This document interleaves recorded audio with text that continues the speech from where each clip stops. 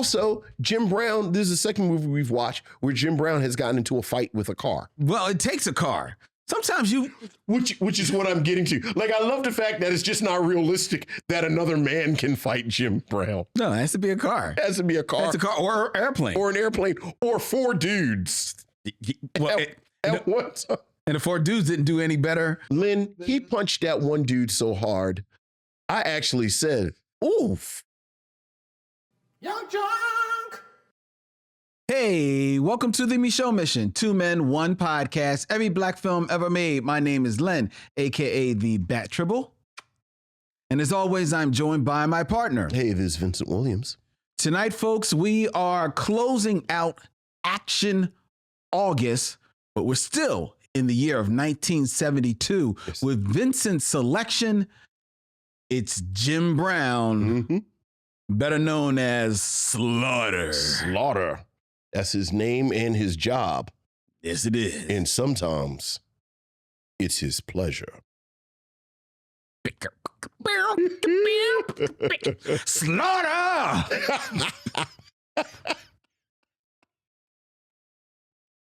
I love that was Billy Preston's strategy towards the song.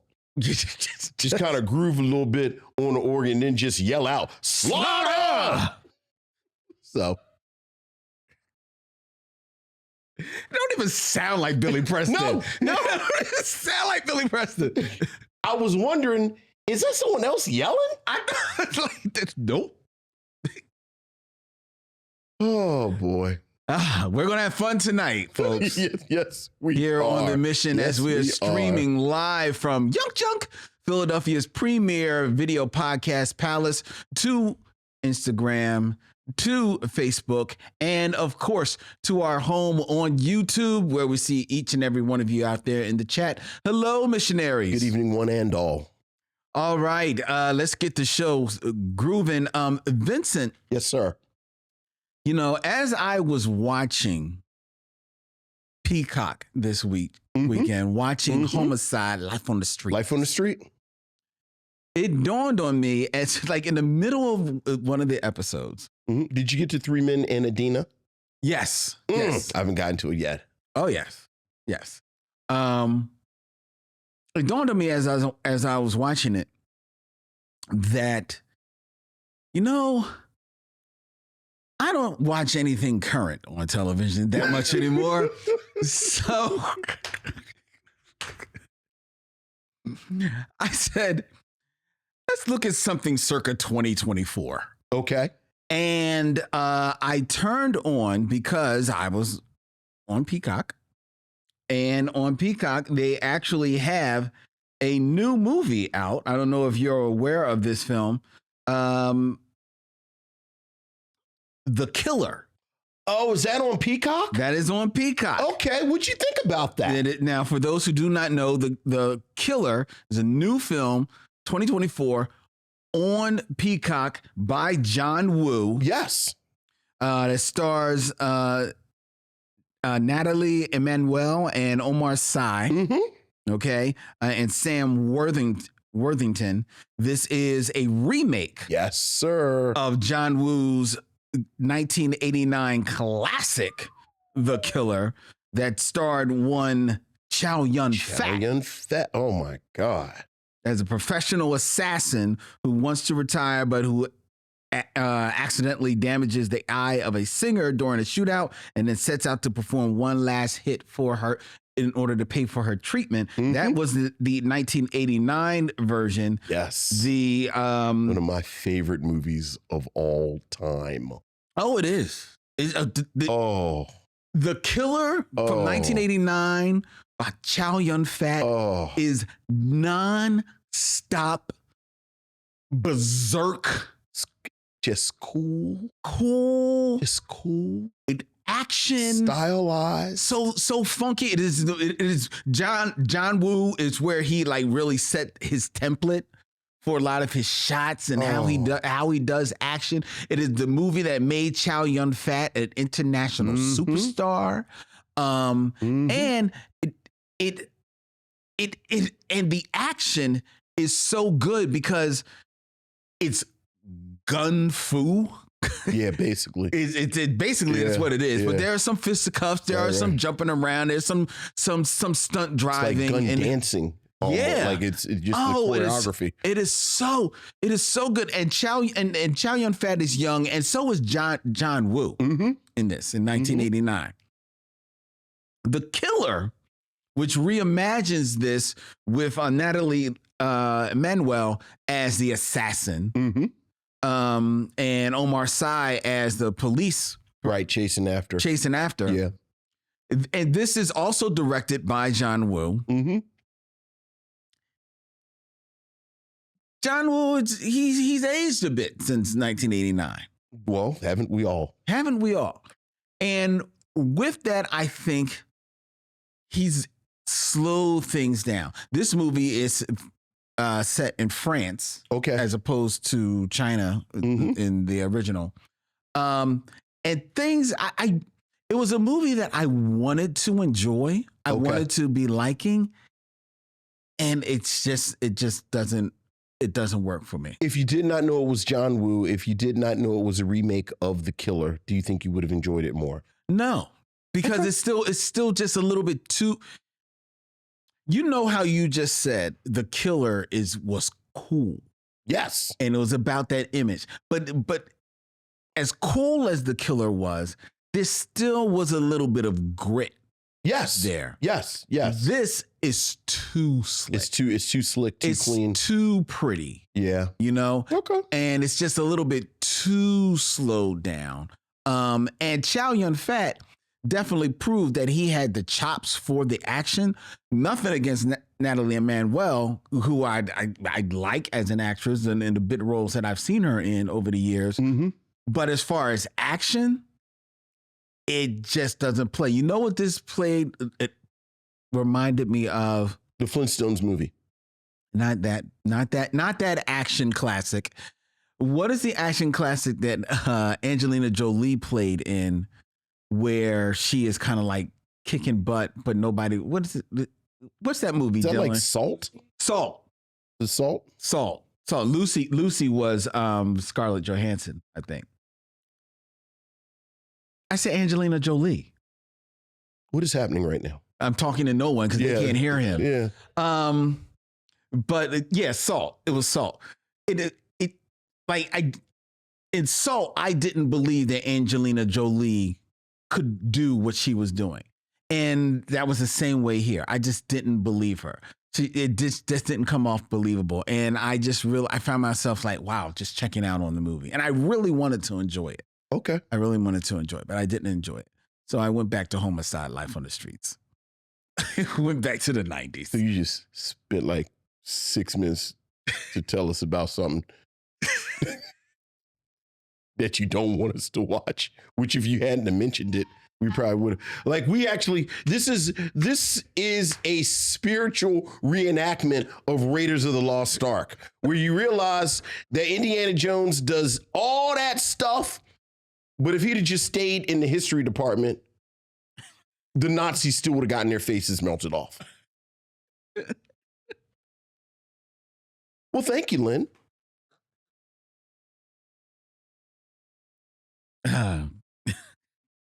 This has been Len Watches Current TV. And now it's time to hear from you, our listeners, and your emails, or as we like to call them, Missives from the Missionaries. So what else is going on, Lynn? We have emails, Vincent. Ooh, missives from the Missionaries. Ooh. Ooh. Ooh, missives from the Missionaries.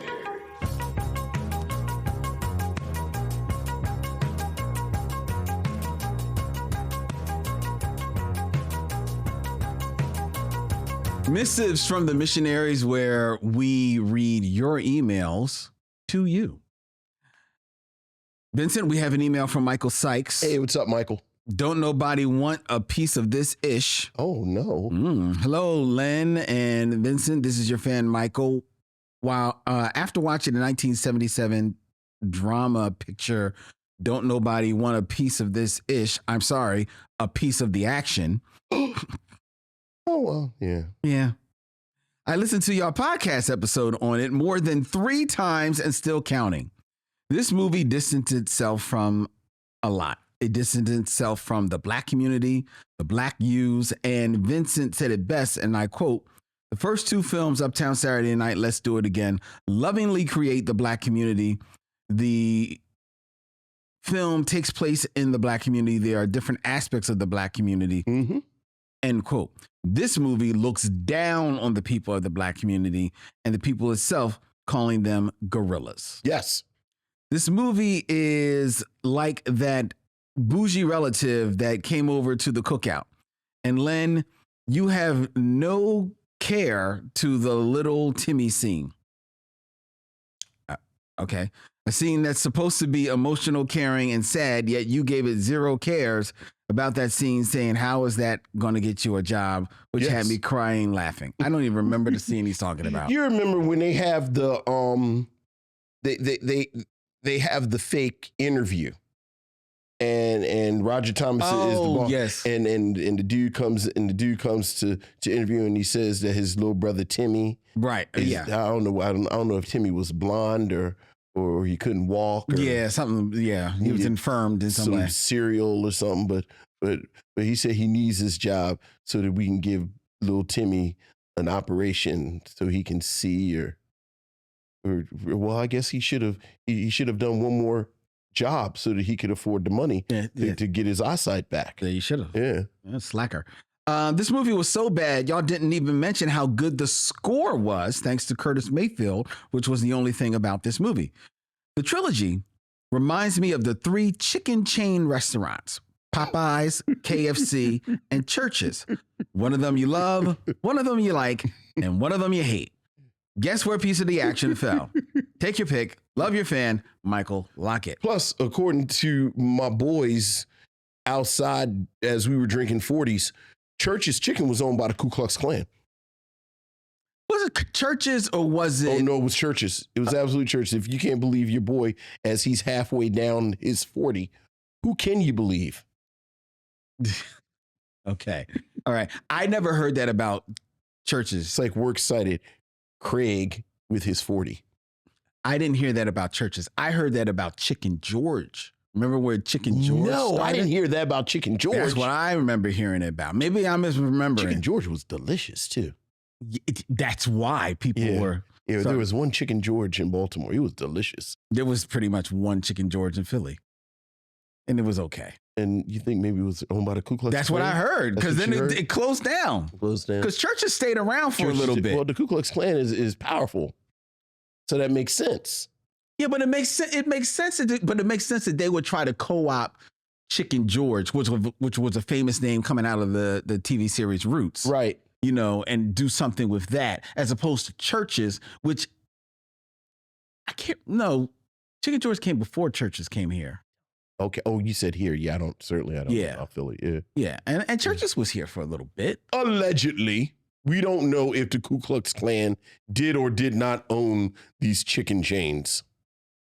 But Church's was giving away free troop jackets, if that means anything to anyone.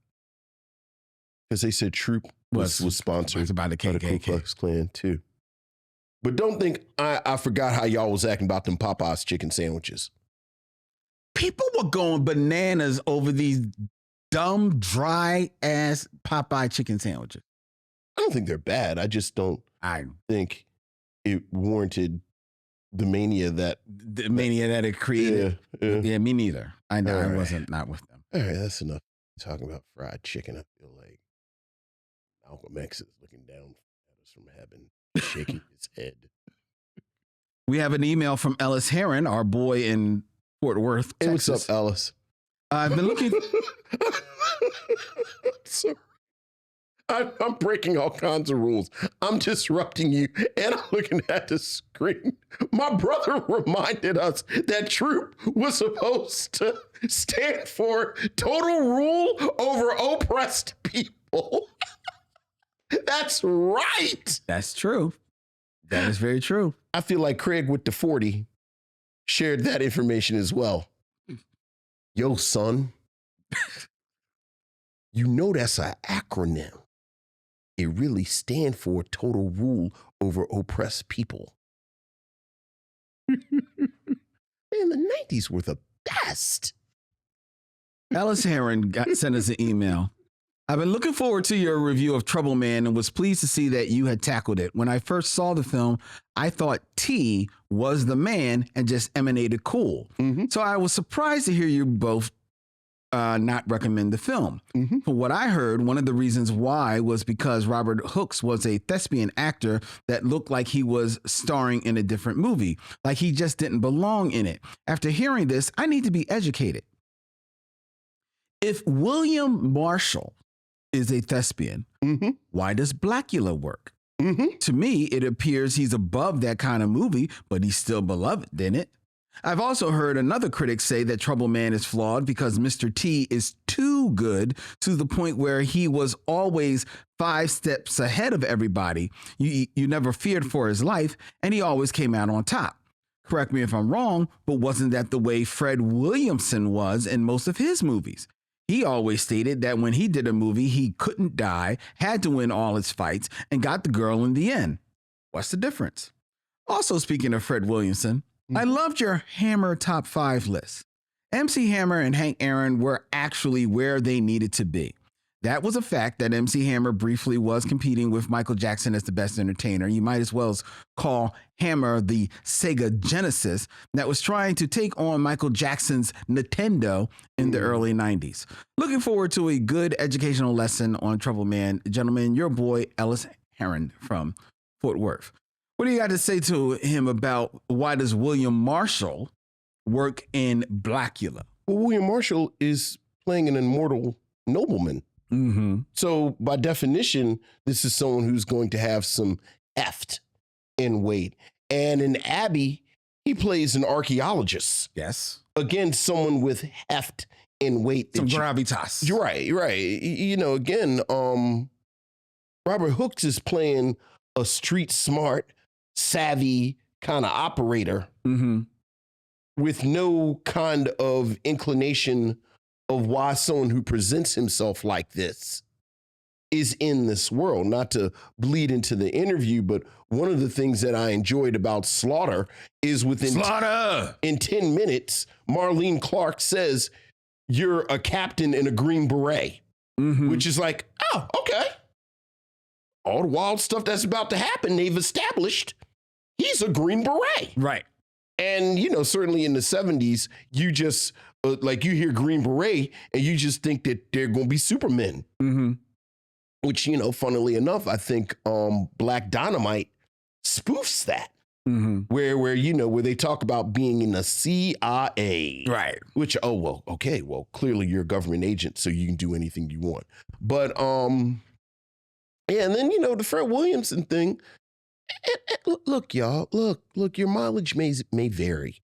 We are 2 guys watching movies, talking about them. Like we talk about them, we think about them. But at the end of the day, although I do think we have an informed opinion. Yes, it is just an opinion. It is an opinion.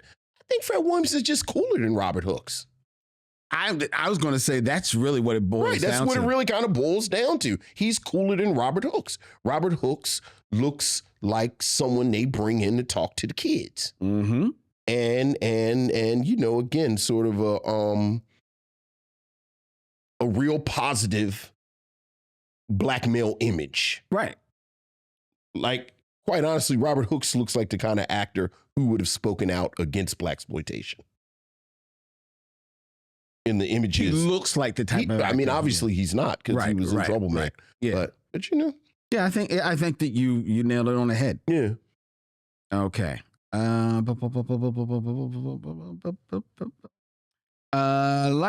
thank you, Ellis, for that email. Appreciate you. And we have one more email for you, Vincent. Okay. And this is from Michael Lockett. Hey, what's up, Michael? August has been action-packed. Kudos. Adding to the extra wrinkle of staying in the 70s with your choices has been both joy and pain. Watching Trouble Man, I was initially about to go off on its shortcomings, but then I reined myself in and put it into the context of what was happening and what was allowed to happen from a black perspective. It's hard enough even now to get an idea brought to life on screen as a black filmmaker. In the 70s, I can only imagine. Does Trouble Man have problems? Of course. Len, you hit it spot on. With someone other than Robert Brooks, there would have been more life to the character, and it made us not think about the inconsistencies. I only came up with maybe James Earl Jones for this time period, and I think that he was working on End of the Road or The Great White Hope when this was in production. During my time travels, I landed on Superfly. I had forgotten this film. Just like Trouble Man, I tried not to go all in regarding its many problems. I could not hold back. This movie is horrible. The money spent on this could have been turned into so many better things. Hearing Adolph Caesar again do the voiceover for the trailer made me look the brother up. He was steadily cashing checks on voiceover work. Yes, he was. Yeah, I think that's how he made his living in the 70s. He was the voice of blaxploitation. I found damn near 100 spots of voiceover that he did. Quick question: is there a better black man or woman for voiceover work than Adolph Caesar? You named one, James Earl Jones. Yeah. I know his voice may be lost to time for some missionaries, but he was everywhere from the mid to late 60s to his passing in 86. One last tidbit that made me chuckle was the United Negro College Fund ads. I felt the same way. Be better, do better. Not only just to not get my shit kicked by my parents, but because a mind is a terrible thing to waste. Terrible thing to waste. My personal favorite UNCF ad was, once you step foot on the Bodie plantation, you best set your mind to work. All the best, Michael. Well, thank you, Michael. Appreciate you, Michael. Mm-hmm. All right. So that is our emails. Folks, if you want to have your voice heard here on the Micheaux Mission, please send us your emails to micheauxmission@gmail.com. That's MICHEAUX MISSION@gmail.com. All right. Ron Covington is in the chat and saying that Paul Winfield is a stage-trained actor, but he's a different type than Hooks. Winfield was a different kind of hero in Gordon's War. Also, I think... Which we're overdue to watch. Well, we'll It's get been there. on my short list for a while now. You've got a long short list. I know.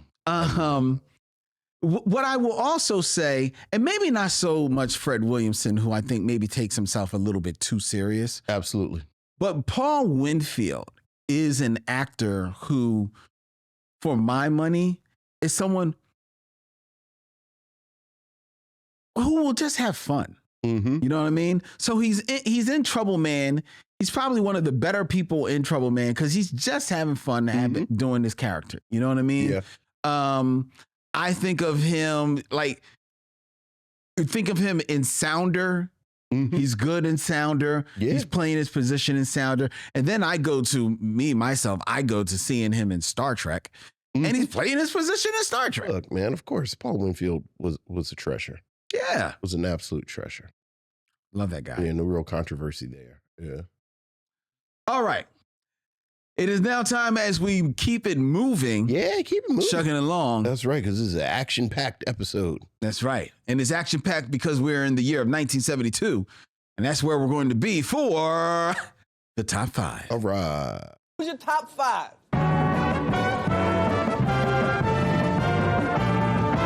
My top 5 is... My top 5 is... My top 5 is... Top 5, where I present a list and Vince shares with us his scintillating commentary on it. We are in the year of 1972. We've been breaking down 1972 for the last couple of weeks. You go back on our review of Trouble Man, go back on our review of Hammer, and you will hear us talk about the top music from 1972, as well as some of the top films from 1972. Tonight, we are presenting the top 5 Black television shows for the year of 1972. So that means there were 5 Black television shows on in 72. Interesting. Yes. I can't wait to hear this because I can think of maybe 2. You can probably think of 2, and if you stretch for a second, you'll come up with the third. I think Good Times And the Jeffersons don't come until They're after not- they're no, 72. no. Okay, well, go ahead. Go ahead. Starting at number 5, Okay. and if I remember correctly, I put it on the graphic, so Dylan, correct me if I'm wrong. The number 58th popular show on television for Okay. 1972, which means that it was not popular. Right. The new Bill Cosby Show. Yeah. The new Bill Cosby Okay, Show was yeah. an attempt to exploit the widespread popularity of Bill Cosby, coming out of his show Cos, as well as I Spy. Cosby's supporting cast Interesting. was actually biracial on this sketch variety show. He featured Foster Brooks, also Lola Falana, Yes. who also served as the announcer I'd on say the show. she would introduce it every week. Ongoing sketches included The Wife of the Week and The Adventures of the Dude, a man who was so impossibly cool that nothing whatever could faze him or cause him in any way to lose his composure or coolness.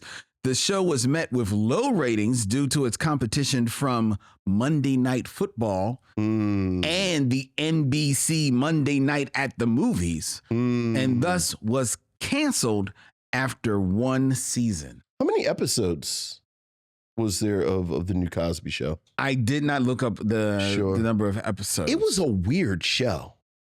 well, It was a weird I show. don't remember it at all. I mean, obviously, I don't remember. I've watched clips of it, and you know, quite honestly, the best part of the episode would be Lola Falana at the beginning introducing it. Introducing it, yeah. But I just feel like I remember there were people on there who were funny, but what they were doing Was not. was not. Like, if I were so inclined, I'd like to see who was in the writer's room. And I forgot all about Cos. What year is Cos? Cos is like late 60s, because that's after I Spy. It's after I Spy, but it's before the Bill Cosby Show? Before this show? No, you said Cos. Remember the show Cos, C-O-S? Oh, well, maybe I'm thinking about the Cosby Show. I said Right, Cos. because the Bill Cosby Show ran for like 3 years, Right. maybe 2 years, 2 or 3 years. Yeah, Chet Kincaid, which I quietly quite enjoyed. The new Cosby Show, it did not have a lot. It couldn't have had but so many episodes. It doesn't even list the number, but it ran from September of 72 to May of 73. Oh yeah, so it wasn't even on that long. And now in the cast, and I think also some of these people doubling as writers, Lola Falana, Foster Brooks, as I mentioned, Pat McCormick, who was a very popular comedy writer at the time, Ronnie Graham, and Ray Jessel. The other two names. Rita Moreno wasn't on that. George Schlater was the producer. Rita Moreno was not on that show. I'm thinking about the Electric Company. You're thinking about something totally Thinking about Rita Moreno and young Bill Cosby together. Yes, Like that's the Electric Company. I remember them together. So that must have been the Electric Company.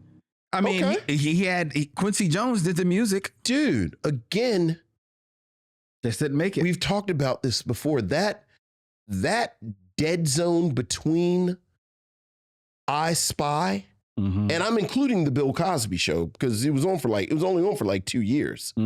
But between I Spy and the Cosby Show, Bill Cosby just kept getting bites of the apple.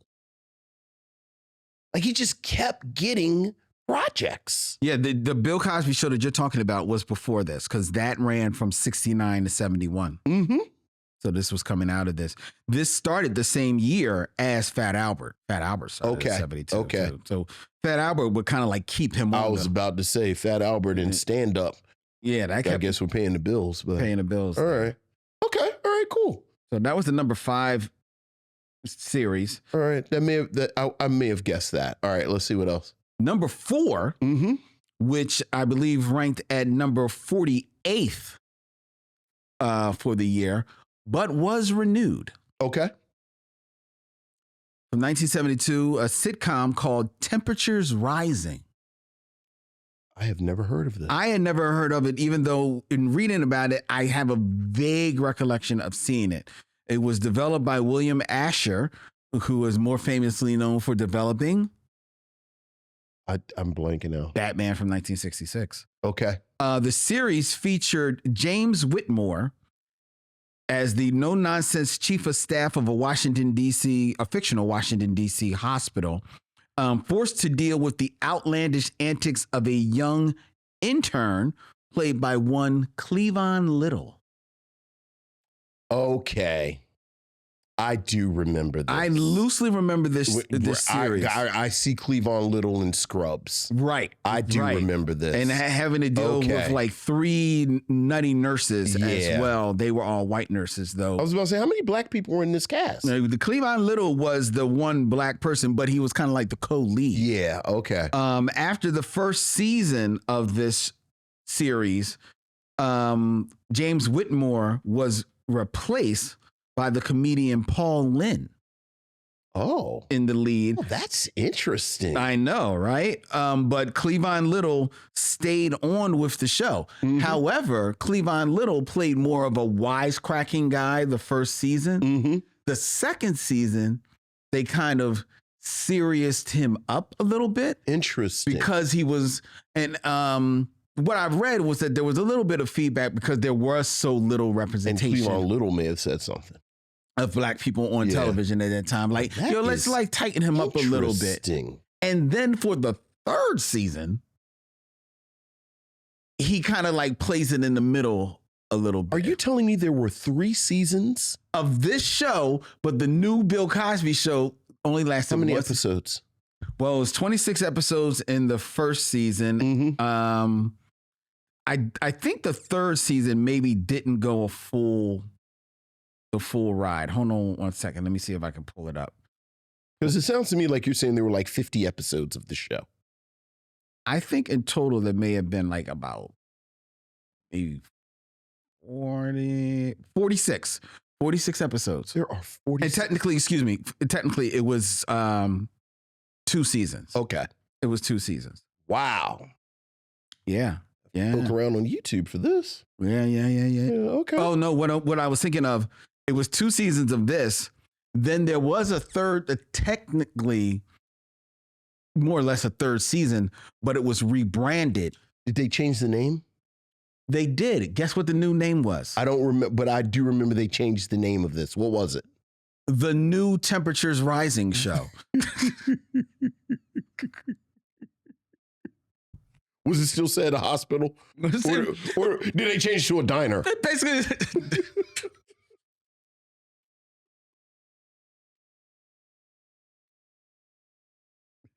No, it's still a hospital. Okay.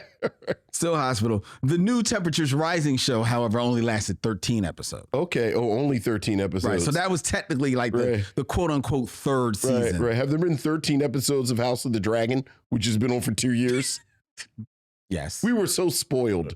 We were so spoiled. I know, right? Have I mentioned the fact that there are 66 episodes of What's Happening Now? Yes, you have talked about that. There are only like 72 episodes of Game of Thrones. All 8 seasons, 72 episodes. It's 66 episodes of What's Happening Now. Number 3. Okay. All right. And this one, I think, ranks in the 20s. Okay. All right. As far as, so it's a fairly popular show. All right. In 1972. And this is the one that I think if you stretched, you would have guessed. Okay. And what is that? Room 222. I did not know it went that long. I think it's kind of like, this is maybe its second season. Until this exact second, I thought this was a 60s show. No. Room 222 is a series that I'm about to give you more information on, folks. Is a comedy series that aired from 1969 to 1974. Oh, yeah. You've taught me something just now. And since you're big on numbers, for a total of 112 episodes. I know it was a gang. Well, I told you I have the box set. Mm-hmm. I have the box set. The series or just the first season? No, the series. Okay. But I could have sworn this was a post to Sir with Love television show. Like if you Like immediately after I that. thought it ran from like 66 to 68. No, 69. Yeah, I remember. Because I remember watching its first run. Wow. Room 222, which was a very popular, very lauded show that took place. It depicts, excuse me, it focused on the American history class in room 222 at the fictional Walt Whitman High School in Los Angeles. It also depicted other events in and outside the school as the home lives of the racially diverse student body and faculty, which included outstanding. It won the Outstanding Emmy Award for Outstanding New Series in 1970. And co-stars Michael Constantine and Karen Valentine won for Outstanding Supporting Actor and Outstanding Supporting Actress in a Comedy Series, respectively, in 1970. However, the stars of Room 222 just name some people. Are Lloyd Haynes. That's right. And Denise Nicholas. Denise Nicholas. As the teachers and administrators here at this school.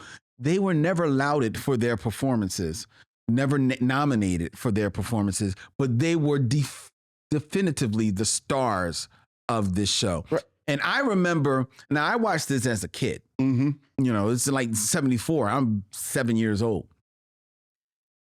Remember watching this show, knowing that it was funny, but thinking, this is a little serious. This is real. This is some real stuff that I'm watching, man. This was ahead of its time. Fooling around when the kids is doing the smack. Yeah, man. But it was a good show. It was a excellent television.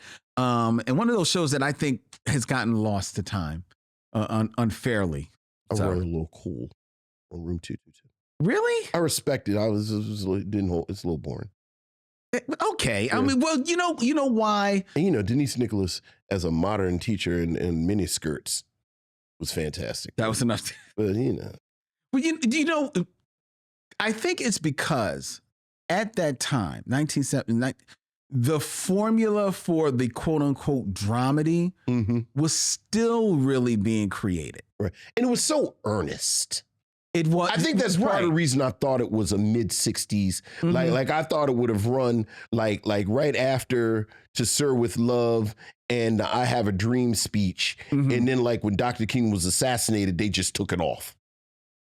Oh. Like it was just so earnest. It was very earnest. And but okay. It's been a minute since I watched it. So so if you're saying it doesn't hold up, I'll lean on you for that. Right. But like I said, I just James Brooks, who's a lauded name in television, absolutely one of the creators of that show. Yeah. So he's really getting his feet wet. He would go on. James Brooks, if you don't know, is the creator of Cheers, and also the co-creator, thus, of Frasier, two of the greatest sitcoms of all time, with deep benches. Let's go on to number two. Number two. Now, this is one you're going to guess. Okay. And this show was, if I believe, number 15, the 15th most popular show of 1972. It ran from 1970 to 1974. The Flip Wilson Show. Oh, yeah. Absolutely. The show starred Flip Wilson. It was a program that was one of the first American television programs starring a black person in the title role to become highly successful with a white audience. Specifically, it was the first successful network variety series starring an African American. During its first 2 seasons, it was in fact the nation's second most watched show according to Nielsen ratings. The Flip Wilson Show won 2 Emmy Awards out of 18 nominations, both coming in 1971 for Outstanding Variety Series as well as for writing. And not only made Flip Wilson himself already a noted comedian on the Laughing and on stages across America, but it would make a cultural icon out of his character, Geraldine, that he would dress up as on the show. And I remember watching Flip Wilson religiously at my house. I have found Flip Wilson again on like TV Land and on YouTube, and a lot of his stuff still kind of holds up. Look, man, this is sort of speaking of shows of their time. Flip Wilson was absolutely a 1972 show. Like my favorite aspect of Flip Wilson continues to be the cross section of guests. Yeah, that you would see, like you would look, and it would be like I don't know, like Danny Kaye. Like Danny Kaye would be on the same episode with like Sly and the Family Stone. Like it was just like I remember there was an episode with Joe Namath. Yes. And not Shirley Caesar, but like an old gospel singer. Like he just had this wonderful. It was Mahalia Jackson. It was like Joe Namath and Mahalia Jackson were on the same episode. And I love these old 70s shows or these old 70s production. We'll talk about this tonight. Where like the men would have on tuxedos and the women would have on evening dresses, evening gowns. But again, it was like just a random assortment of people because the 70s was this wonderful moment of transition. Well, that's because that's something that I think people miss about this time is that the variety show was basically you going out to see a show.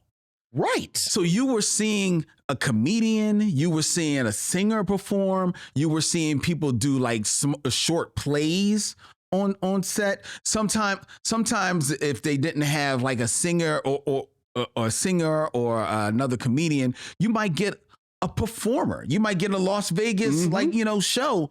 Somebody, just spinning plates, right? On there or doing like magic, right?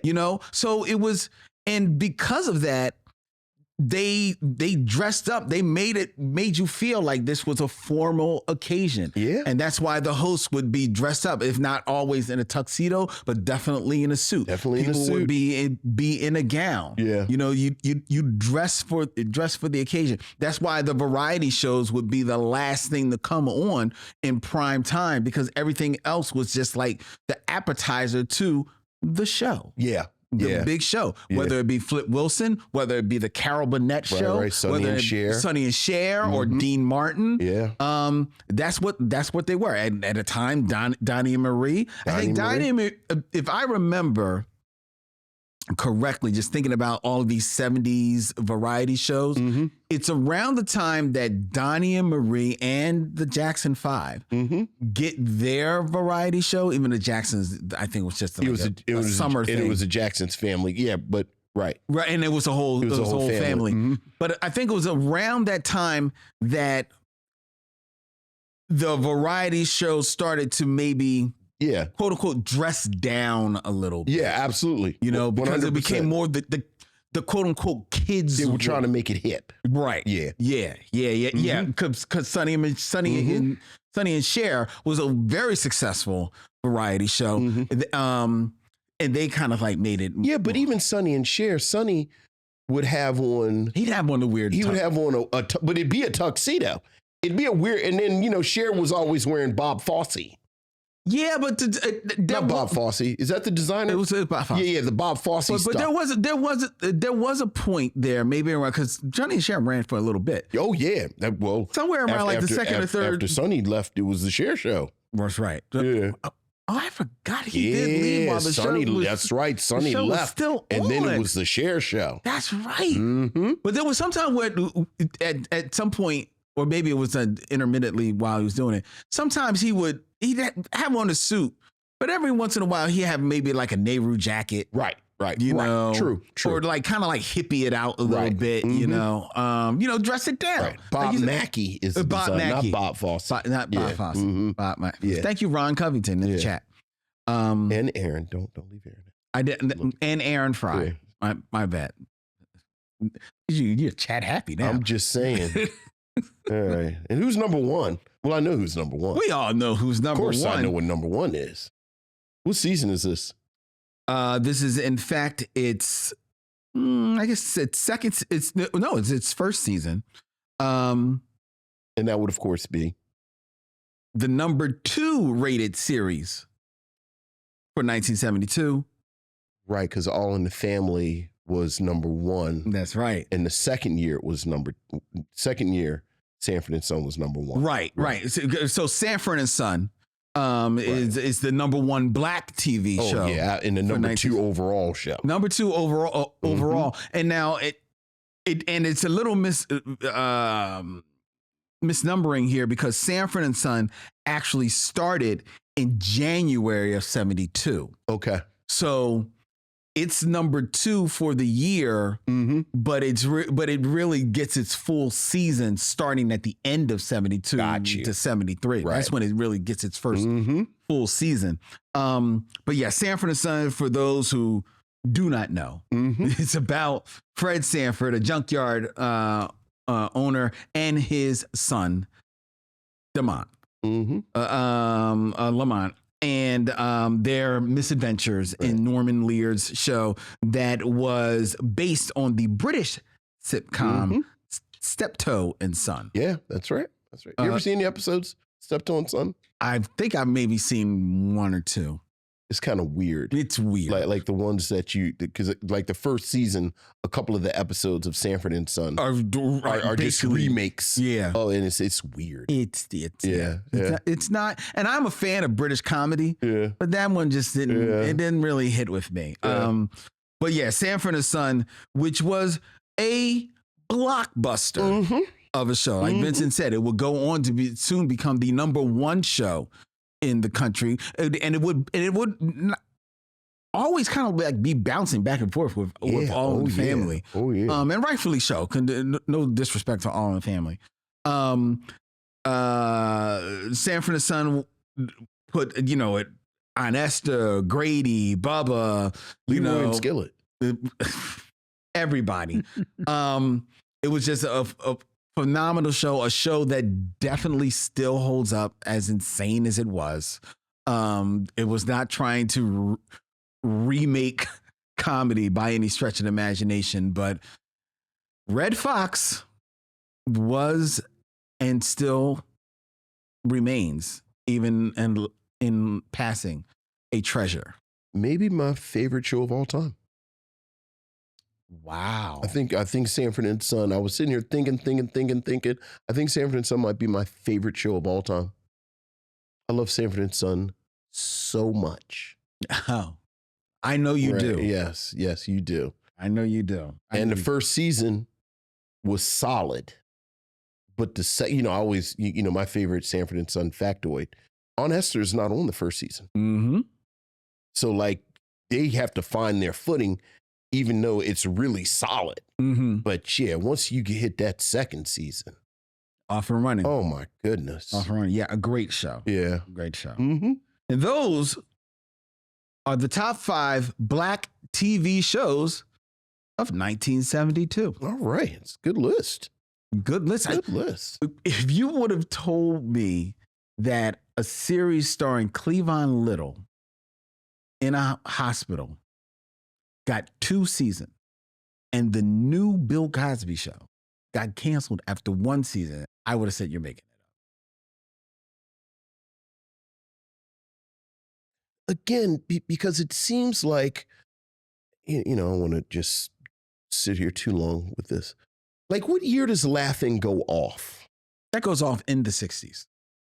It seemed like they were going for that laugh-in energy.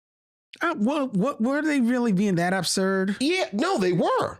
Okay. Like I hear you talking about that there were if they were recurring characters and bits, but it wasn't like Carol Burnett or even the recurring bits like you just talked about Geraldine on Flip Wilson. Mhm. Like it wasn't like that. Like it really was just this sort of, bang bang from bit to bit.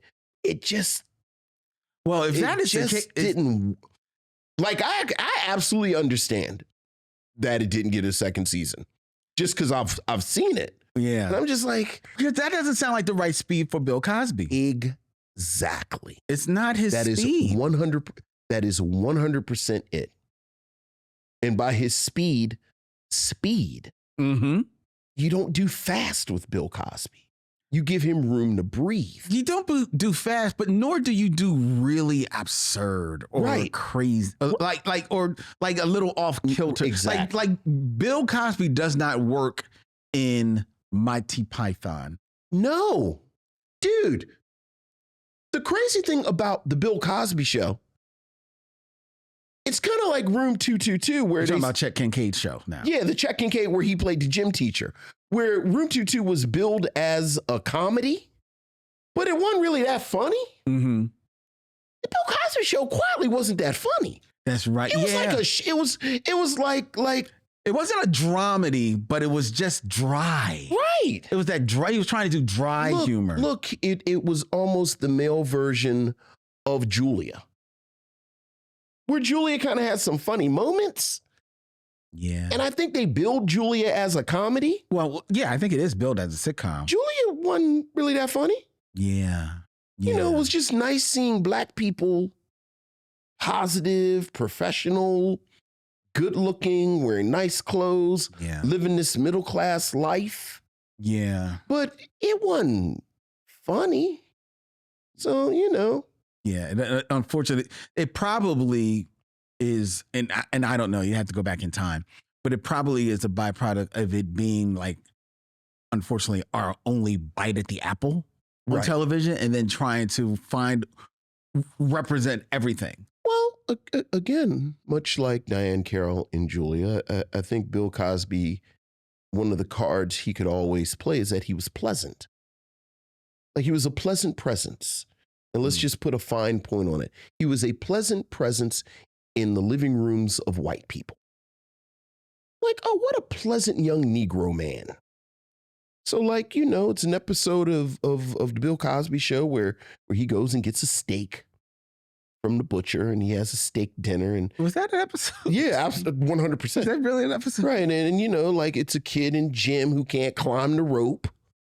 So, like, he got to figure out how to help the kid have the self-confidence to climb the rope. Mm, You know, he's going to go on a date. mm. And it's all just very pleasant. Thank God for Fat Albert. It's like, this is all very pleasant. Thank God for Fat Albert, Bill. Hey, you know. All right, that's the top All right, five. It is all now right. time for us to get into the game of kings. Which isn't pleasant. 6 Degrees of D'Urville Martin.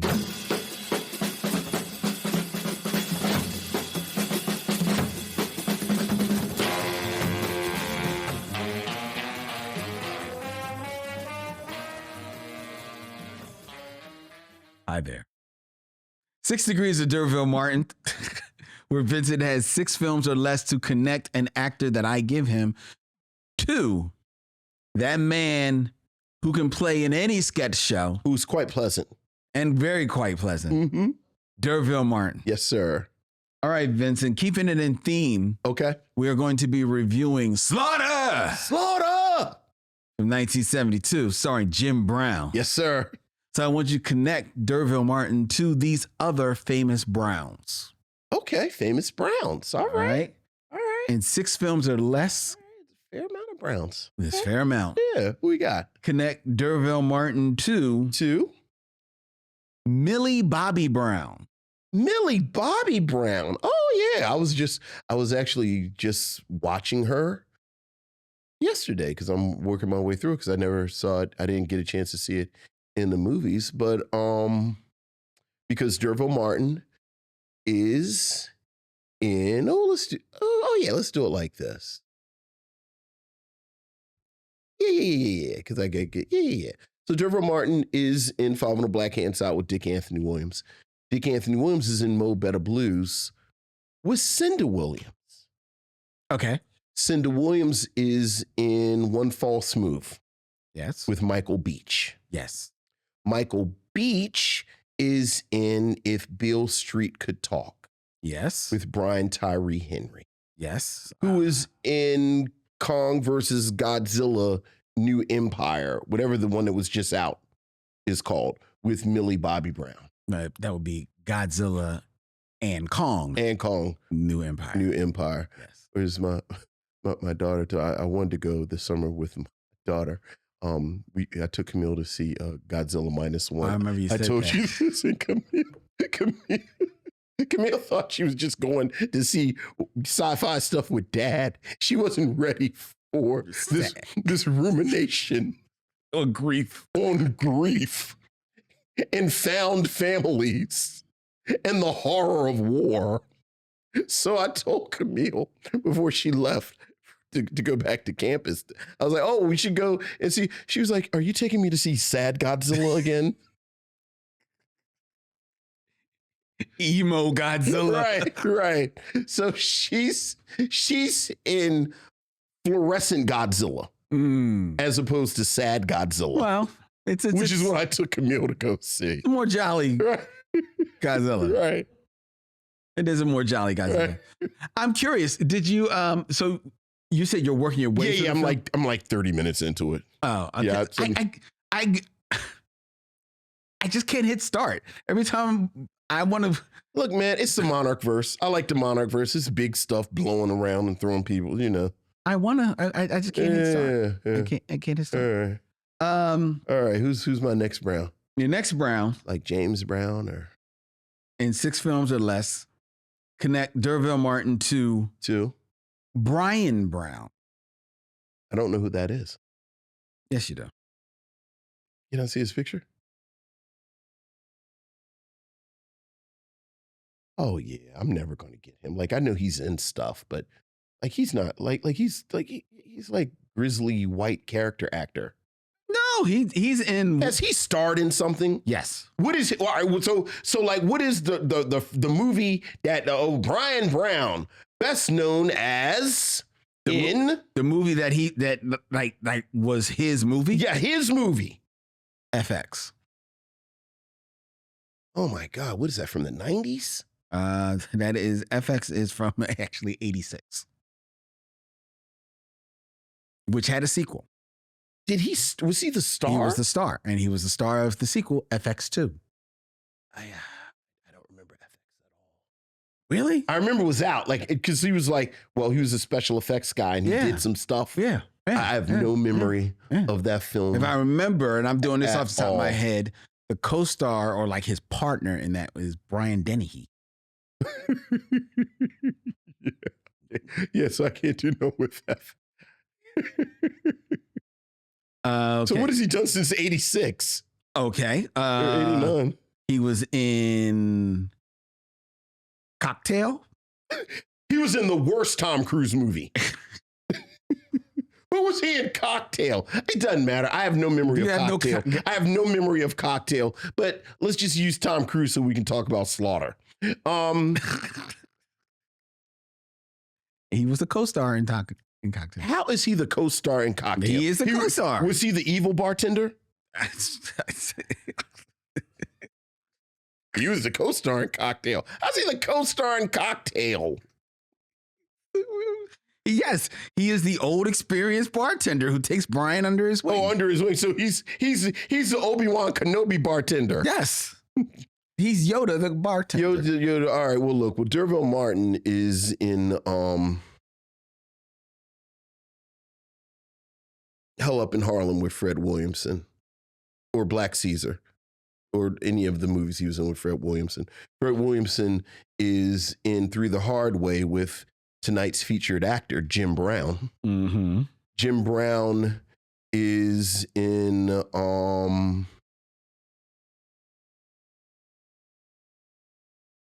I just lost. I was going to connect to Tom Cruise. Just lost. Oh, no.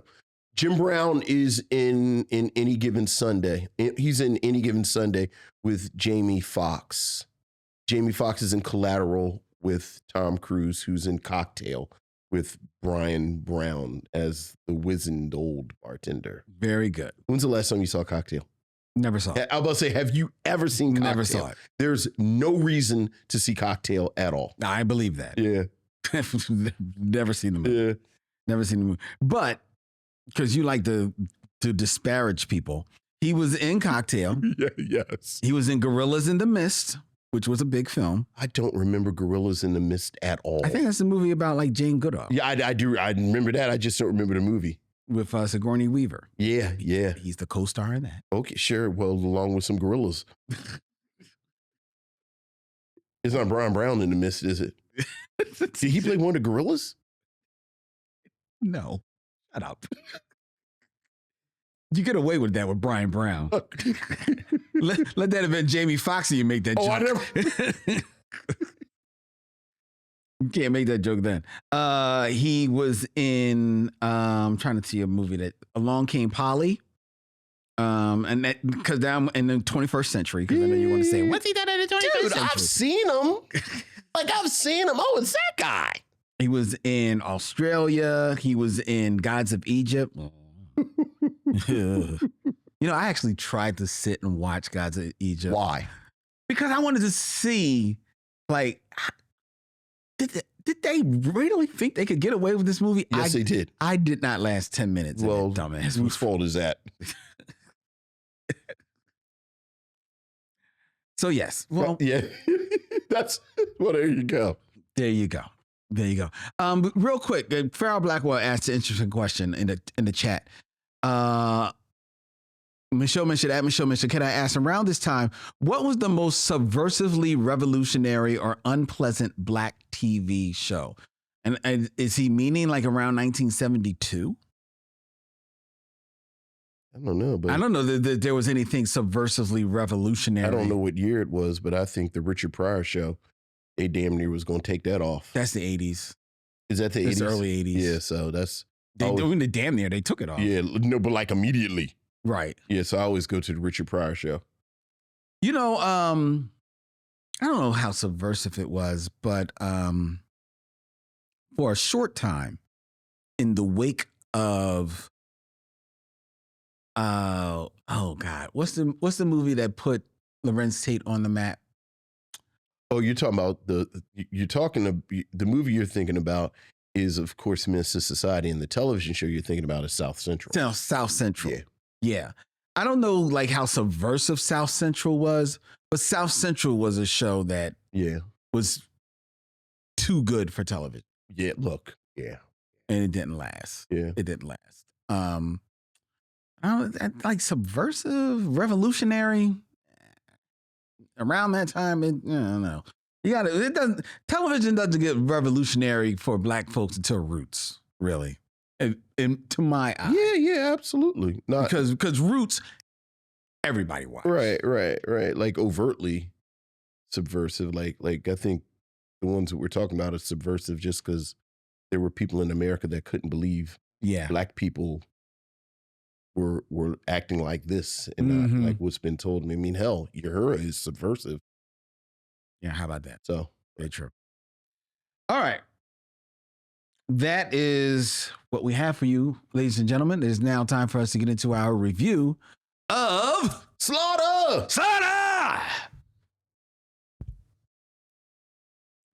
Hurts.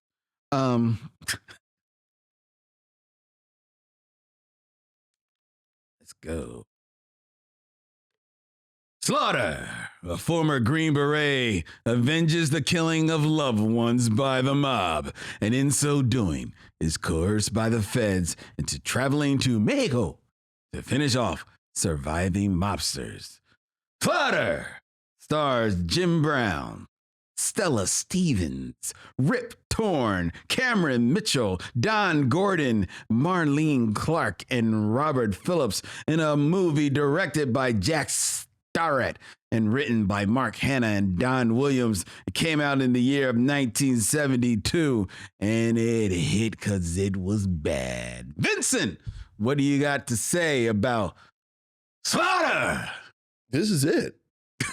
This is it. This is a perfect example of why people fell in love with these films, with these blaxploitation films. As you said, this stars Jim Brown as a hero Green Beret, whose father apparently was loosely affiliated with organized crime And because the implication or the theory is he knows something that he's not supposed to know, the mob assassinates him and Slaughter's mother. Yes. This happens. Is it before or after the like? If it happens after the credits, Immediately after the credits. So immediately after the credits, there is an explosion. Yes. And then Slaughter is introduced, and this film is off to the races. Mm-hmm.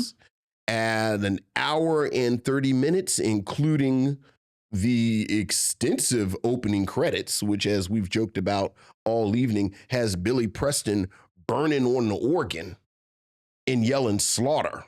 And scintillating opening credits. Oh. I enjoyed the opening credits. How about that? Yeah, it's funky. This is it's pure momentum. Like the film just goes and goes. Slaughter gets press gang. You know, he's a straight line towards trying to get revenge for his parents' death. In the midst of trying to get revenge, he's press ganged into working for the Treasury Department. Mm-hmm. He ends up in Mexico. And again, the sheer momentum of the thing is one that is energetic. It's vibrant. This is very much in the grindhouse tradition because it's lurid and kind of seedy. A little bit, yeah. Jack Stard, who is the director who we've talked about once before, he directed Cleopatra Jones.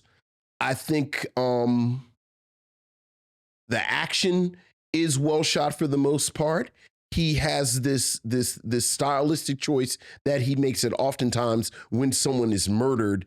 There's this elongated fisheye lens to that kind of stretch, which for me kind of lended itself to this overall kind of sleaziness that the film had. Exploitation film, you're not really going in looking for great acting. That's very true. Having said that, there were a fair number of performances in this film that I liked. We were talking about Stella Stevens before. Stella Stevens plays a mob mole who basically is set up to find information from Slaughter, but then of course ends up falling in love with Slaughter. Of course, as one does. I know nothing about Stella Stevens. The only thing I really know about Stella Stevens is that she played the love interest in Jerry Lewis's version of The Nutty Professor, which is about 10 years before this film. Yes. So she's, 10 years younger. I thought she had a little bit of personality. I definitely thought there was chemistry between her and Jim Brown. It's Jim Brown. But she gets a little bit of a backstory. A little bit. And I thought as the sort of obligatory white woman that the blaxploitation hero has to have sex with, she did more than I thought was necessary with the part. She does have sex though. Oh, absolutely. I mean, absolutely. Harry Bastoli, who I know nothing about, plays Don Gordon, who is a Treasury. I'm sorry. No, it's Don Gordon plays Harry Bastoli. Right. And Harry is another agent who is down there with Slaughter. And they form this partnership. Yes. That I found myself in the couple of minutes between the explosions and the sex scenes, and the two of them were just kind of talking. I kind of liked them together. Like I liked the chemistry between them as partners. And something I'll say, I almost got the sense that Jack Stard thought this might be a series. Well, like they were setting up this status quo. And I like, there's a moment where Harry's on his own looking for clues. And in a film with, again, explosions, sex, Jim Brown, it trusts Harry to have these couple of minutes by himself, kind of sneaking around and doing stuff. And I liked it. I was like, okay, I like it. Marlene Clark plays basically their handler. Not in it a lot. Not in it, frankly, enough for me. Barely when But she's even there. Again, I got the sense they were maybe trying to set something up. I have to say there is, you know, as a film in the grindhouse tradition, as a film in the blaxploitation tradition, there is some gratuitous nudity. Yes. And she has a gratuitous moment where she is naked. And it is 100% gratuitous. Having said that, I thought it was really interesting. They don't have sex. She's not even a love interest. Like, you get the sense that there's some energy maybe, but it's not explored. She is an agent of the Treasury who ostensibly is in charge. So I kind of like that. Rip Torn, a young Rip Torn. Very young, well, not very young, but yes. Plays the main mobster. He's not the head of this outfit, but he's the one kind of, and he is gloriously sleazy. Yes. He looks wonderful. He's just sort of oily. Yeah. And you know, everyone is wearing these 70s clothes, and his just sort of hang on him, which just as a visual contrast to Jim Brown, who, much like we talked about with The Hit, Jim Brown must have had a tailor. Yeah. Because his clothes, everything, are just immaculately fitting. So in contrast to him, I loved Rip Torn's character of Dominic. And he was, I mean, you know, I love Rip Torn anyway, but I always think of Rip Torn, frankly, as an older man. Oh, yeah. So seeing him young and kind of sleazy. Yeah. Like, I was watching the movie, I was like, Rip Torn is in this. And I kept waiting for the older guy to show up. Right. And then Dominic did a smile. I was like, that's Rip Torn. And he's got the voice. Yeah, yeah. And then, you know, obviously the star of the show is Jim Brown. And this is a vehicle that you see why Jim Brown is Jim Brown. He is forceful. He is magnetic. He is just this presence that from the very beginning, as I said, the film starts, parents explode, cuts to Jim Brown in the hospital, but you can feel his presence just standing there talking to the doctor. I love the fact that the doctor comes out and says there was nothing else we could do. It's like, what are you talking about? The car exploded. Yeah, what were you in there looking at exactly? I didn't make much sense of that. It's like, what are we doing here? But Jim Brown's character Slaughter is single-minded and sort of linear. As I said, I like him and Stella Stevens together. I liked him in Harry together. I love him and Dominic going back and forth. He kind of moves through this thing, as I said, whether he's wearing like just basically a 70s version of a polo shirt, oftentimes unbuttoned, because it is Jim Brown, and some slacks, or he's wearing a beautiful tuxedo, or he's wearing an action black jacket, because at one point Jim Brown is fighting with an airplane. Yes, Jim Brown is fighting with an airplane. Look, Jim Brown is utter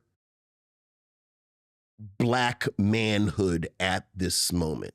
So much so that you know, you and I have talked on and off, or at least I have, about how I was confused about how Jim Brown kind of went from, you know, sort of that Dirty Dozen Jim Brown, where it looked like he was going to be an actor on a broader landscape, to being consigned to blaxploitation movies. And I'd never really, but apparently he had gotten blackballed. And you know, the sort of press release story is that he had a bad attitude and he was volatile and you know, he wasn't necessarily he was not dependable. You read in a lot of reports, but then it's also his politics. Like Jim Brown was quite radical at this time, and Slaughter was viewed as his comeback. Like, you know, it was like 1969, he's in 2 movies, 1970, he's in 2 movies, and then he's in nothing in 1971. So that this was his sort of, but you completely understand how Jim Brown is Jim Brown. And then again, this is a blaxploitation movie. Like I said, there a lot of it is shot in Mexico. So there's like that kind of, you know, in these beautiful terracotta houses, or, you know, there's a chase scene at the end through a small Mexican village. So, you know, you get that kind of feel for it. This is a personal thing. I love casino scenes in the 70s. Like, I love scenes of people in those 70s tuxedos and the ruffle shirts and the big ties. And you have 2 of them in this movie with 2. So I look, is there some issues with it? Like I said, there are some gratuitous nudity scenes. But again, I think if you are going to watch a blaxploitation film, that's what you're going to get. I think as far as to give it, you know, curse it with faint praise, as far as gratuitous nude scenes go, I've seen much more egregious examples. There's a moment in the end where Stella Stevens' character is beat pretty viciously. Very. But again, she's beat by a villain. Like, he's the villain. And I've seen worse. Having said that, if I've seen worse isn't enough to defend it, I completely understand it. Like, I know some people who don't do blaxploitation at all because of the misogyny that kind of runs through a lot of these texts. And I very much acknowledge that. Having said that, again, many of the performances were better than I thought they should have been. I liked the choices that Jack Sterrett made a lot of times. There were some scenes that I couldn't see. Things were a little muddy, but I don't know if that was the film or just the print. You know, just watch the old print. But I enjoyed the hell out of this thing. But that's good to hear. That's good to hear. I can't say that I enjoyed the hell out of it. I didn't not like it, but I just didn't 100% enjoy it. I will address a couple of things that you said. I tried to take my 21st century, you know, lens out and just watch this for what it was. But in watching the movie, trying to watch it from a 1972 point of view, with the backstory of Jim Brown in 1972, where he is in his career and where he is as a man, I still bumped up against some of the gratuitous nudity that you talk about in this film. And some of the gender politics that's going on in this movie. Like you talk about Marlene Clark, who has a nude scene in this film, and she's barely in the movie, right? But you're introduced to her in the film as someone who she pretends to be a reporter, right? And that she wants to get this story on this explosion of this guy, and so she's approaching the son. And the next thing you know, and he doesn't want anything to do with her, doesn't want to give her a story because, like you said, Slaughter is single-minded. I want to find out what happened to my parents. Slaughter goes home and tries to ruminate on how can I find out what happened to my parents. The reporter, Marlene Clark's character, has broken into his apartment, ostensibly to maybe still try and get the story. But you see that she's broken into his apartment and has taken her clothes off. Yes, which because she is prepared now to give herself to him. mm-hmm. You have been given no impression. You talk about the chemistry between them. There has been no establishment of any chemistry. not between him and. Okay, but Yeah, but between you him said and that, Stella. but you said there was some type of energy. Yeah, later after. Okay, this, but you've been given no impression of of this energy at this time when she wants to now give herself to him. So he summarily kicks her out of his apartment naked. Thus the gratuitous nudity of her. Because he's single-minded about what happened to his parents. And yet in his single-mindedness, it still finds time to, give in to the advances of Stella Stevens and develop a relationship with her. And I think that Jim Brown, and I'm talking about 1972 Jim Brown, to be doing that in this movie, kicking the black woman out of the apartment, who you then find out is actually on the side of the Treasury Department and is going to be part of his contact and part of the good guys for the rest of the film. For him to kick her out of the apartment, out of his apartment, yet to find his way to develop a relationship with this other person who more or less does the same thing as throwing herself at him in the midst of him being single-minded about finding, what happened to his parents. I felt a little icky about that. Yes, is there chemistry between the two of them? Yes. Stella Stevens has said in interviews that she enjoyed those scenes with Jim Brown. Conversely, she says she did not enjoy acting with Rip Torn. So, who was a huge drunk, and part of that probably played a part in that. But despite that chemistry, I just didn't like the politics of that as it appeared on screen, especially knowing the Jim Brown in his mind, the radical, the activist, the pro-black everything that Jim Brown was at that time. I recognize that his career may have been a little bit on a low, but he still was the top man on the call sheet, and I think he could have played that. That could have been played a little better. So I did bump up against that. I'm sorry. And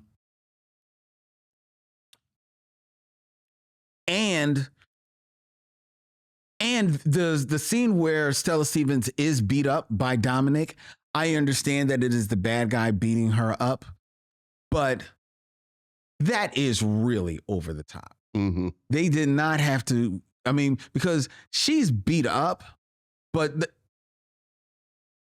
a lot of times when you see violence against women, even back in the 70s, you might see a hit and then a bunch of stuff happens off camera and you're hearing it. This movie, there's a lot. Yeah, oh yeah. Because she gets slapped and kicked. She gets punched. She gets thrown on the floor. She gets kicked. She is sexually assaulted. He attempts to sexually assault her as well. And all of that is happening full blown on camera. That is a lot, especially considering that is one of the, and possibly the most violent moment in this film,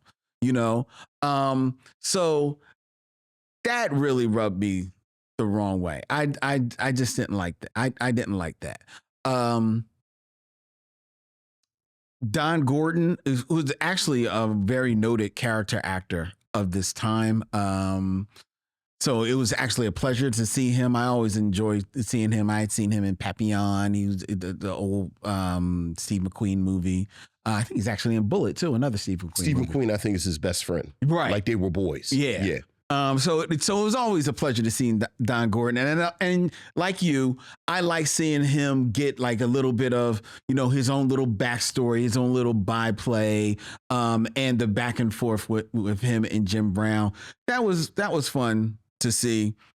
Rip Torn plays a great villain, so he's doing his job. Actually, the biggest problem of this movie, besides the underusage of Marlene Clark, is one, Jack Starrett as the director. That fisheye thing that he does, it's interesting. It just comes out of the blue in the way that you're like, whoa, what happened to the film stock? That's why I loved it. So I like it once you know it.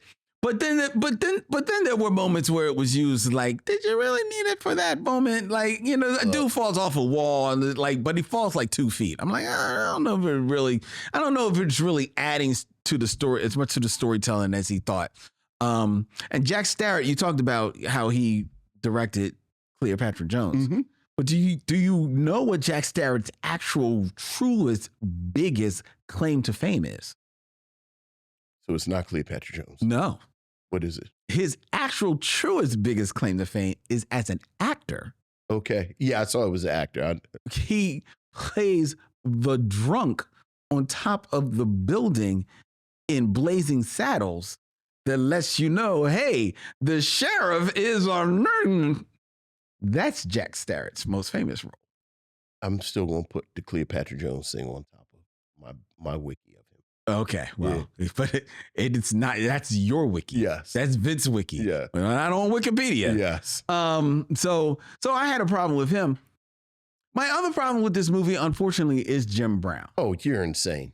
But it's not because you're an insane person. It's not because Jim Brown is necessarily bad in the film. I'm not saying he's bad. Okay. Because Jim Brown, you're right. It's the presence. It's the physicality. So if he's not bad in the film, what is he bad in? Because the reason why, this is decidedly a blaxploitation film, but you could argue that it's a little bit unlike other blaxploitation films. One, because it is filmed on location in Mexico. It has beautiful sets. Mm-hmm. There's a bit of a quote unquote James Bondish vibe to it. Sure, the casino scenes. With the casino scenes and everything like that. That actually just plays like maybe C-level James Bond. So it's which puts it a cut above blaxploitation a little bit, because it's not so much about the man and everything like that. But because of that setting, I think he is asked to, and because of the byplay that he's supposed to, the chemistry he's supposed to have with Harry, Don Gordon's character, mm-hmm. he's supposed to kind of like come off as a bit of a, if not a ladies' man, but developing, you're supposed to be seeing the development of this relationship mm-hmm. with the Stella Stevens character, as well as being Mr. Badass because he's Slaughter. Right. Green Beret captain. Right. But I think that Jim Brown is very one speed in this movie. And there's not a lot of layers to the Jim Brown. You get away with that early Jim Brown acting. I don't know if you necessarily get away with that in 1972. I'm hoping for a little bit more. I think that's the character, though. Yeah, but like I think that's 100. Look. Even this whole bit with Stella Stevens, and I understand, I absolutely get what you're saying, although I saw it a different way with him not having sex with Marlene Clark, even after he learns who she is. When he has sex with Stella Stevens, the very first thing he says to her is, "They sent you, huh?" So mm-hmm. he's using her, trying to get information. Like in my mind, there is like there's that bit where they're walking together and she says, "Oh, well, they sold me to the mob mm-hmm. 8 years ago," and gives her a backstory. Right. And he says, "Oh, there's no more slavery anymore." But like, that's the only moment where I got the sense that it's like, oh, he is kind of developing a bit of fondness for her. But look, they blew up my parents. Mm-hmm. I murdered a dude and blew up a plane. Mm-hmm. They told me I messed up the operation, and now they tell me if I don't if I don't help them finish the operation, they're gonna put me in jail. And he still is like beating up because I didn't even know what he was doing, beating up police officers and stuff. And then the dude says, "I'll give you the person who killed your parents." And then he says, "All right, I'm in." I think that's the character. Like, this is like I think he even with Harry, and I will tell you, like, I agree with you that I really did think they were set. Like, I was so disappointed when I looked at the plot synopsis for Slaughter's big ripoff, Right, the sequel, which is the sequel to this. That none of them returned. yeah, that's straight blaxploitation. Because I really did think they were setting up not quite James Bond, but like kind of how they wanted to do with Remo Williams, where but this is the first one. Yeah, Like if this was the third, the template is there. if this was the third Slaughter film, I would agree with you.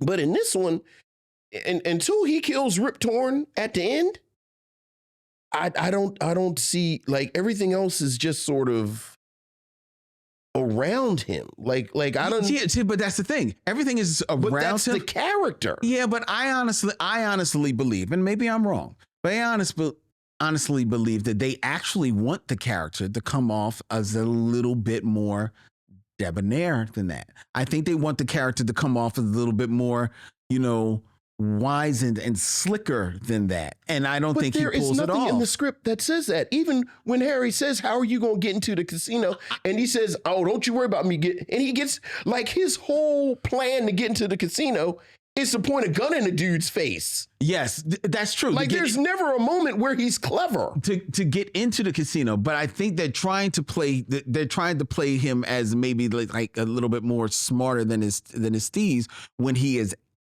in the casino playing blackjack. I think that is one of those scenes where they're actually trying to show him a little bit. I don't get that, because even when he when he wins blackjack, when dude says, "Oh, it seems like you're doing so well," and he's like, "Yeah, I'm lucky," and the dude says, "Oh, well, meet me this," he leaves all the money there. He is a bullet. He is on a straight line. And I actually kind of like that he and Marlene Clark didn't have sex. Like, I like the fact that she wasn't another notch on his belt. So I'm fine with him not having sex with her. I just don't like the dismissiveness of earlier, because it actually serves no purpose and no purpose. Well, in setting up a character. To be frank, they don't do anything. They don't with do anyway. anything with, and I didn't. But it devalues her. I mean, it does at that moment, but again, every other blaxploitation movie that is made between 1970 and 1970 whatever, he would have had sex with her. Like, she would have just been another notch. Yeah. And I think that is worth clinging on to. Nah, I know. Like everything, like even last week, Robert Hooks makes this big deal about Paula Kelly is his lady and I'm going to protect my lady. But he has sex with other women, and the last scene of the film is with a whole nother one. Like, everyone, Superfly, Shaft, this one, that one. Like, oftentimes they'll have a girlfriend that they have sex with, but then it's like 2 or 3 other, random women, including a white woman. Got to have a white woman. Mm-hmm. So I actually would have liked it less if they did have sex. Like, because what could have happened is they could have had sex, and then he could have said, "Now get your narrow ass out of here." No, I agree with that, but I think that scene serves no purpose, especially considering that they do absolutely nothing. You're absolutely right. With the character the rest of the time. Would it have served more of a purpose if they did have sex? No, I don't. I wouldn't have liked that either. I don't like the idea that she went there she is there in her mind to have sex. Well, and even that, we know she was naked. She's a spy. You don't know what she was going to do. Vincent. Here's the thing, though. Vincent. We can say we don't know. Oh, Vincent. Because look, I'm just saying. Also, Jim Brown. This is the second movie we've watched where Jim Brown has gotten into a fight with a car. Well, it takes a car. Sometimes which is what I'm getting to. Like, I love the fact that it's just not realistic that another man can fight Jim Brown. No, it has to be a car. It has to be a car. It's a car or an airplane. Or an airplane. Or 4 dudes. Well, at one time. And the 4 dudes didn't do any better. They did worse than he punched that one dude so hard. Oh my God. I actually said, oof. Then he picked up the one dude and threw him off the roof. And I said, wow, he picked that dude up real easy. I know. And then threw him into the smoke. Threw him into the look, man, look. Like I said, I'm not saying I didn't like the film. I just if you are going to go into a blaxploitation mode, you got to take it as blaxploitation. And this is kind of stuff you're going to see. You're going to see gratuitous titties. I understand that. That's what you get. I know going in. And that's exactly what it is. You sit there and you go, ooh, titties. Like I said, the gratuitous nudity of Stella Stevens. And Stella Stevens was a starlet. It's what she did. Right. And one thing I will meet you with, I thought that when he beat, and I think it's worth saying for people who haven't seen it, Jim Brown didn't beat her up. No, it's Rip Torn. You said it. You said it was the villain. It was a lot. It's a lot, man. And I do there's part of me that wonders that with these white screenwriters and white directors and white producers, if the subtext of that is she's being punished for having sex with this black man. Yes. And not just having sex with him, but developing feelings for him. So I do agree. There's some real nasty energy. Well, the subtext, you're talking about subtext, but the context as far as the movie is there because Rip Torn character, he's saying that. Right. You know? But, I think it's easy for the creators to say, well, he's the villain. Villains do villainous stuff. But it is that was a lot. But look, again, I think, I don't know if that scene's as bad as the violence towards, I think about Pam Grier getting slapped around in Coffee. This is worse. This is way worse, Vincent. I think there's bad and there's gratuitous. Is gratuitous worse than bad? What do you mean by bad? I think this is bad. Like this is just sort of like the bad isn't the intensity of it, the level of it, how long it was going on, but it is in service to plot. Like we said, the villain does it. This has been building the whole movie. This is part of the plot, as opposed to there has been violence. So it's bad and gratuitous. This what we just saw. I wouldn't call it gratuitous because it's part of the plot, as opposed to the violence that you see oftentimes in these films where it's like a pimp slapping around somebody or just random dude who starts beating up the main character. Like you and I have talked about it. One of the things that is a spoof moment in Black Dynamite, but it speaks to something real, like that whole thing about Pete in them hot ass hangers. Okay. Burning women. Yeah. Like that kind of stuff. In my mind, whenever I watch these films, I'm like Crenshaw Pete in them hot ass hangers. Like in my mind, that's gratuitous. Like that has nothing to do with the plot. The filmmakers just wanted to have this moment of violence towards women that has nothing to do with anything. With this, she, has fallen in love with Slaughter. Dominic has been jealous the whole time. It's been bubbling and building. This is towards the end. Okay, wow, that scene was a lot, but you kind of knew there was going to be that there. You knew it was going to be be there. And while I get where you're saying how it's in service of the plot, I don't think it's in service of the plot so much as if it rings true for the characters. Because like you said, the jealousy has been bubbling up there. As far as the plot goes, it does nothing for the plot because it's not like he beats her up and then lets Jim Brown know that he beat her up. It's not like Jim Brown finds her. Sure. I see what you're saying. Don Gordon's the one that finds her. Well, they find her, but then he tells Don Gordon, I think she's going, to my point, he says, I think she's going to be all right. Take care of her. And then again, he's a bullet. Right. So there's that. But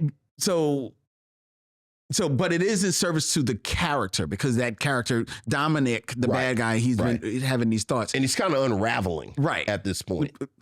It's gratuitous, though, as well, because of how much of it is there and present on the screen. Okay. And how much, all right, what's bubbling up. You don't need to see it to this extent. You got the idea. I agree. I agree with so it's gratuitous. It's gratuitous.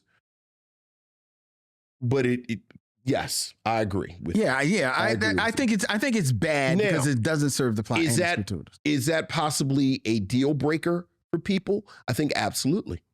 No, it is. It is because if we are going to call out certain things that happen in older films that we talk about, and sometimes those being a bridge too far for us, certain things happening, like you recognize that it is of this time, yet, you know what? I still can't give you a pass for whatever reason. There are going to be some things that happen even in these heralded blaxploitation films that for one reason or another, you just can't get the pass for. Look, it's on a scale of Mickey Rooney in Breakfast at Tiffany's to the soul brother in Superman who says, "Woo, Jack, I love them threads." I think this is very subjective. So for me, I don't do Breakfast at Tiffany's. Me neither. Because of Mickey Rooney. I wince at the soul brother in Superman. But to me, that's not enough to poison the well to keep me from watching this film.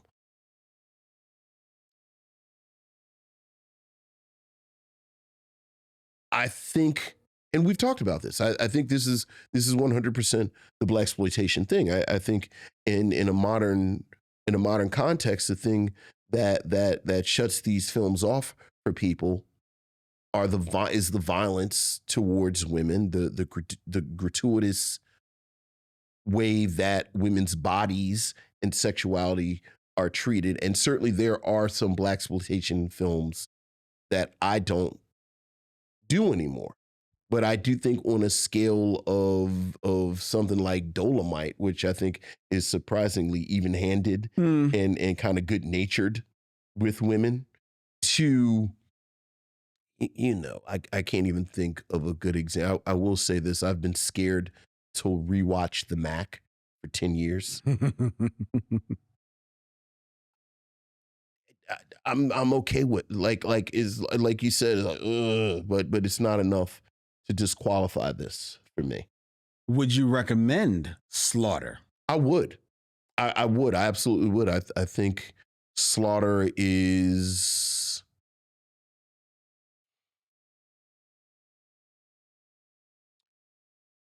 with the disclaimer that I don't think things like Shaft or Cotton Comes to Harlem or Uptown Saturday Night or blaxploitation films. Like, I think there are black films that were made during this time, and then there are blaxploitation films. I think this is very much in the top 10 of blaxploitation films. And quite honestly, I'm just sort of hedging my bets because off the top of my head, I can think of maybe 2 or 3 that I think are better than this.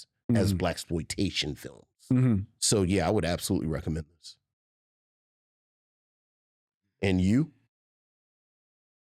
Wow.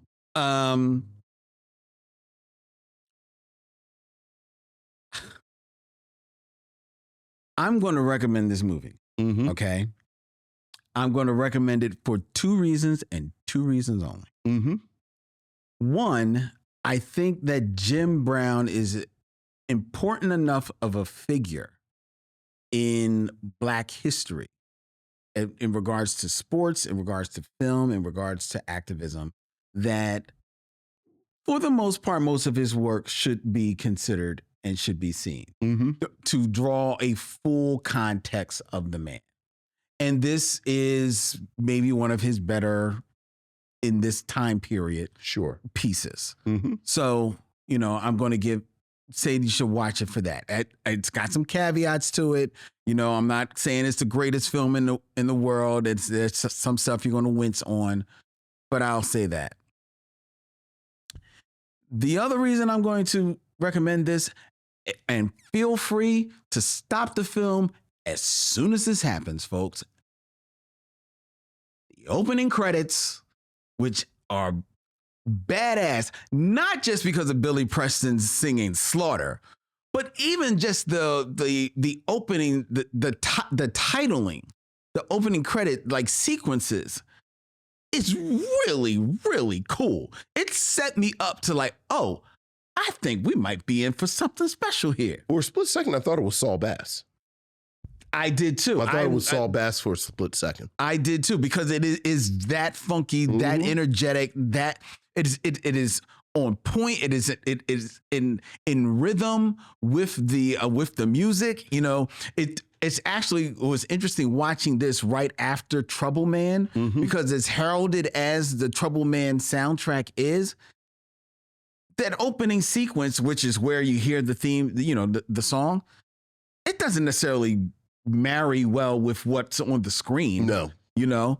But this is all right there. Yeah, this is why I think they were thinking to set this up as kind of like a pseudo James Bondish movie, because it's right there in the opening title sequence. So for those 2 reasons, I would recommend Slaughter. Okay. All right.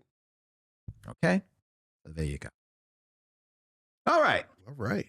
All right, ladies and gentlemen, before we tell you what we're going to be watching next week as we move into September here on The Mission, I invite you to share your thoughts on Slaughter and anything else that you want to talk to us about. Email us at micheauxmission@gmail.com. That's MICHEAUXMISSION@gmail.com. You can also feel free to hit us up on the social media of your choice, whether it be X, Instagram, or Facebook, at Micheaux Mission. You can also find us on YouTube, where we are streaming live every week at Tuesday at 7 p.m. Look up at Micheaux Mission.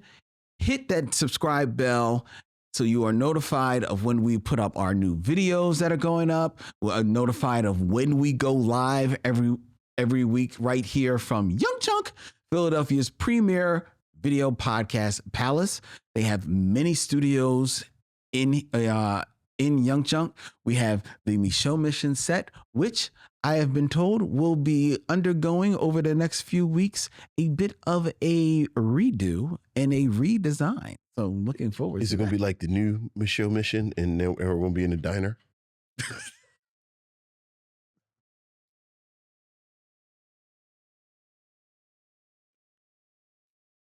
Maybe. Stay tuned and see what happens. If you want to book your podcast here in one of the studios of YUNKJunk, or hey, even if you're not here in Philadelphia and you like the production that is being done here, and say, oh, but could they do it on a remote basis? I found out that they can. You can email Dylan at YUNKJunk.com. That's DYLAN at YUNKJunk.com. Hit him up. Let him know what kind of project you want to work on, and Dylan will see what he can do to make it happen. The Micheaux Mission is also a proud member of The Podglomerate, thepodglomerate.com, and their network of podcasts. They make podcasts work. such as ours, which will be returning first to the Bryn Mawr Film Institute on Wednesday, October 23rd, as the Be Real Micheaux screening series closes out 2024 with Attack the Block. Sci-fi, horror, John Boyega. Woo, baby. Good stuff. Good stuff. And Vincent and I, as well as our good friend Stephanie Watts, will be there to give a live podcast right after the screening. And we've got free pretzels. Ask Sharon Eldridge in the chat. She knows all about them free pretzels. They be tasty. All right.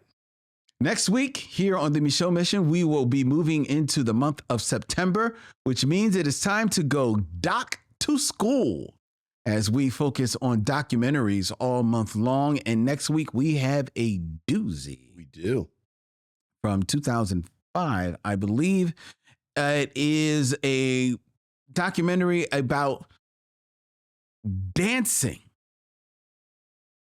in South Los Angeles. And it's called Rise, R-I-Z-E. Next week here on the Micheaux Mission with very special guest, professional geek, longtime Micheaux Mission fan, and a bit of a dancer herself. That's right. Ariel Johnson will be joining us live in studio. Yeah. That'll be a big fun. Can't wait. It's been a long time since we had Ariel playing, having fun with us. So we look forward to that next week here on the Micheaux Mission. Until then, he's Vincent, I'm Len, and in parting, we say, We'll see you when it's time to meet again. YUNKJunk!